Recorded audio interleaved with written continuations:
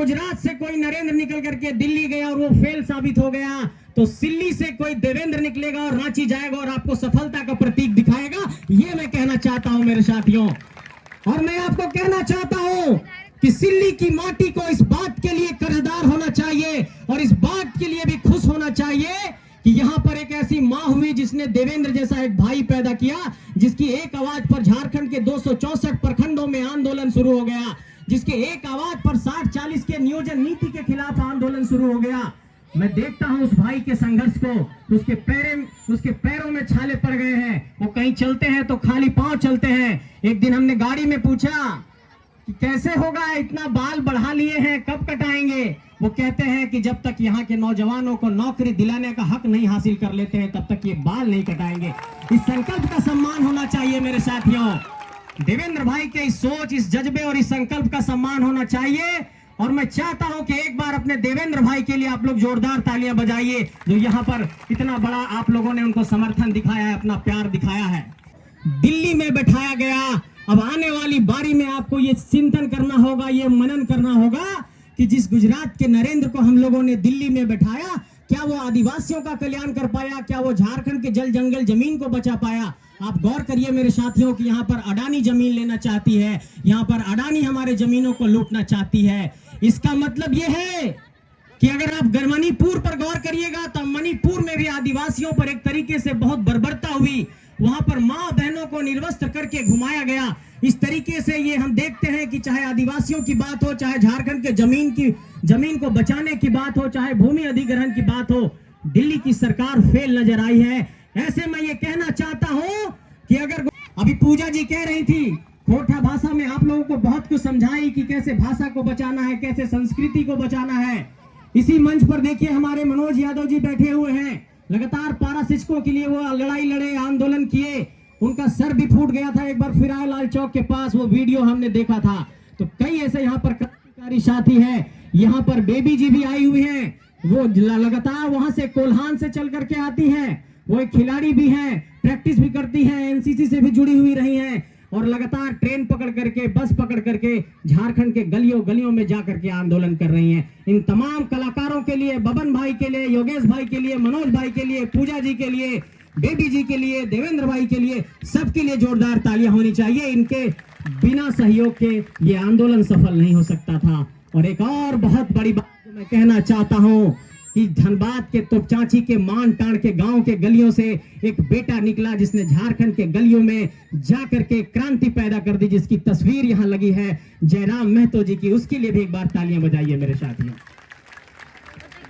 और मैं ये कहना चाहता हूं आप सबसे कि सिल्ली की धरती को भी इस बात का जवाब देना होगा कि आने वाले वक्त में जिस तरीके से इस माटी को छला गया है, उसका जवाब हम अपनी माटी से नेता चुन करके, एक ईमानदार नेता चुन करके देंगे।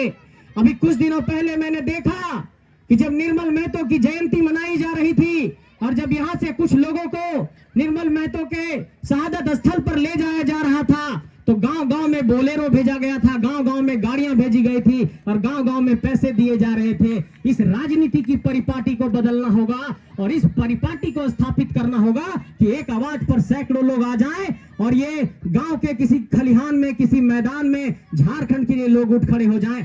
ऐसे संकल्पित लोगों को साथ देना होगा मेरे साथियों।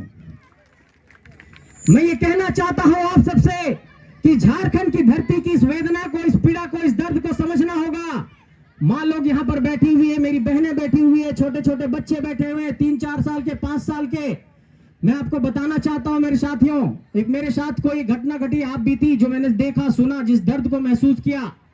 मैं झारखंड के हजारीबाग जिले के बरही से आता हूं। लगभग 1-1.5 बरस पहले मुंबई गया था। वहां पर हमने देखा कि वहां पर ऑटो ड्राइवर जो थे, एक कमरे में लगभग 12-12 लोग रहते थे। 6 लोग नीचे सोते थे और 6 लोग ऊपर सोते थे। एक ही कमरा में 2-2 पार्टीशन बना हुआ था ऊपर चढ़ने का।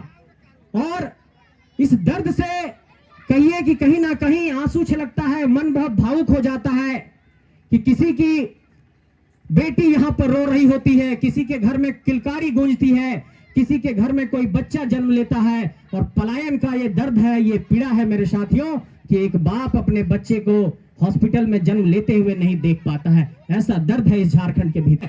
मैं ये कहना चाहता हूं कि अगर देश के तमाम राज्यों में अगर स्थानीय नीति है, देश के तमाम राज्यों में वहां के स्थानीय लोगों के लिए नौकरी आरक्षित है, तो झारखंड की नौकरी भी झारखंडियों के लिए आरक्षित होनी चाहिए। और ये कोई नफरत फैलाने की बात नहीं है, ये हक मांगने की बात है। और हम अपना हक तब तक लेकर के रहेंगे जब तक झारखंडियों को पूरे तरीके से अधिकार नहीं मिल जाता है।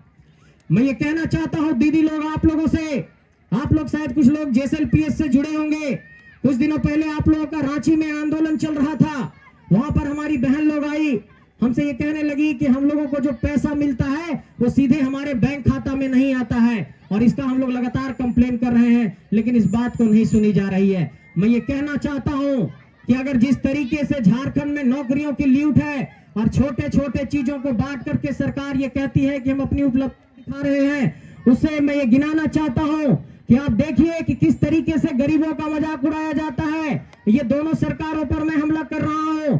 एक सरकार 5 किलो चावल देती है तो बड़े बड़े पेट्रोल पंप में पोस्टर लगा देती है कि गरीबों को 5 किलो राशन दे दिया। मैं उन लोगों से ये सवाल करना चाहता हूं कि इस देश में जन वितरण प्रणाली की व्यवस्था 2014 के बाद नहीं है। इस देश में जन वितरण प्रणाली की व्यवस्था वर्षों वर्षों से है। 5 किलो राशन बांट के पोस्टरबाजी करने के ऐसी राजनीति को तिलांजलि देनी होगी मेरे साथियों। मैं ये कहना चाहता हूं कि इसी सरकार ने धोती और साड़ी को भी बांट करके ये वाहवाही लूटने की कोशिश की है कि हम गरीबों को साड़ी और धोती दे रहे हैं। मैं ये कहना चाहता हूं कि झारखंड के बीएड और डीएलएड किए हुए नौजवान नौकरी मांग रहे हैं और वो कह रहे हैं कि 2000 अगर यहाँ पर 19 में सरकार बनी और 2023 तक अभी तक जेटेट की एक भी परीक्षा नहीं हुई, 2016 से अब तक कोई जेटेट की परीक्षा नहीं हुई, सरकार ने 26,000 नियुक्ति निकाला। मैं ये पूछना चाहता हूं कि जब जेटेट के परीक्षा ही आपने नहीं ली तो वो 26,000 वैकेंसी में कौन नौजवान शामिल होंगे? इसलिए धोती और साड़ी बेचकर 5 किलो राशन देकर हमारे जमीन को लूटने का, हमारे हक अधिकार को लूटने का काम, हमारे नौकरी को लूटने का काम ये नहीं चलेगा। और ऐसी राजनीति के होशियारी को समझना पड़ेगा, ये मैं समझाने आया हूं मेरे साथियों। मैं ये आप सबसे कहना चाहता हूं कि झारखंड के भीतर एक बहुत बड़ी, एक तरीके से आप कह सकते हैं कि एक चालाकी चल रही है। और यहाँ के जो नेता हैं, यहाँ के जो अफसर हैं, झारखंड को सिर्फ लूटने के लिए एक सिंडिकेट बनाए हुए हैं, एक यहाँ पर गठजोड़ बना हुआ है। आप गौर करिए, मैं आप सिल्ली वासियों आप सबसे कहना चाहता हूं कि आपने सुना होगा कि एक बहुत बड़े आईएएस हुए छवि रंजन, जो जमीन के घोटाले में अभी जेल में बंद है। एक बहुत बड़ी आईएएस हुई पूजा सिंघल, वो भी भ्रष्टाचार के मामले में जेल में बंद है। उसके बाद आपने सुना होगा एक इंजीनियर के घर में करोड़ों करोड़ निकला था, वो आदमी फ्रांस से पानी ला करके पीता था और अपना कोई विदेश से, पेरिस से मंगाकर शर्ट पहनता था। ऐसे लोगों को पहचानना होगा। यहाँ सिर्फ नेता भ्रष्ट नहीं है, यहाँ के अफसर भी भ्रष्ट हो गए हैं। इन लोगों को पहचानना सीखिए मेरे साथियों। मैं ये आप सबसे कहना चाहता हूँ कि सिल्ली की धरती पर मैंने ये देखा है कि जो लोग लगातार 1985 को समर्थन देते रहे, 1985 की स्थानीय नीति बनाने वाले सरकार के साथ खड़े रहे, वही लोग आज जब 32 की आवाज बुलंद होने लगी तो कहते हैं कि हम भी 32 के साथ हैं, हम भी 32 के साथ हैं। ऐसे लोगों को पहचानिए मेरे, ऐसे लोग दोहरे चरित्र वाले लोग हैं। और कई लोगों को मैं देख रहा हूं कि कुछ लॉलीपॉप दे रहे हैं, कुछ बस वगैरह चला करके फुसलाने की कोशिश कर रहे हैं। हम ये कहते हैं राजनीति करना है करिए, लेकिन राजनीति में सकारात्मक राजनीति करिए, ठगने की राजनीति नहीं चलनी चाहिए। इसलिए मैं ये कहना चाहता हूं आप सबसे कि इस राजनीति में जिस तरीके से यहाँ पर चालाकी चल रही है, जिस तरीके से झारखंड को छला जा रहा है, जिस तरीके से झारखंड के 264 प्रखंडों में नौकरियों को लूटा जा रहा है, जिस तरीके से 264 प्रखंडों में जमीनों को लूटा जा रहा है, इस लूट के खिलाफ, इस नौकरी में अतिक्रमण के खिलाफ आपको आवाज बुलंद करनी होगी। और मैं ये कहना चाहता हूं, और लगातार देखिए यहाँ पर एक पंक्ति लिखी हुई पीछे आप लोग पढ़ रहे होंगे कि झारखंड की गलियों से एक आवाज आया है, उठो नौजवानों एक इनकलाब आया है। वास्तव में ये एक इनकलाब की आवाज है मेरे साथियों। नहीं तो हम जैसे साधारण नौजवान के पास ये ताकत नहीं थी, हम लोगों के पास इतनी ताकत नहीं थी। चाहे देवेंद्र भाई हो, चाहे जयराम भाई हो, चाहे मनोज भाई हो, चाहे मैं हूं, चाहे बबन भाई हो, चाहे योगेश भाई हो, चाहे हमारी पूजा हो, चाहे बेबी हो, हम लोगों के पास इतनी ताकत नहीं थी कि झारखंड के गलियों गलियों में जाकर के आंदोलन को इतना बड़ा कर देते।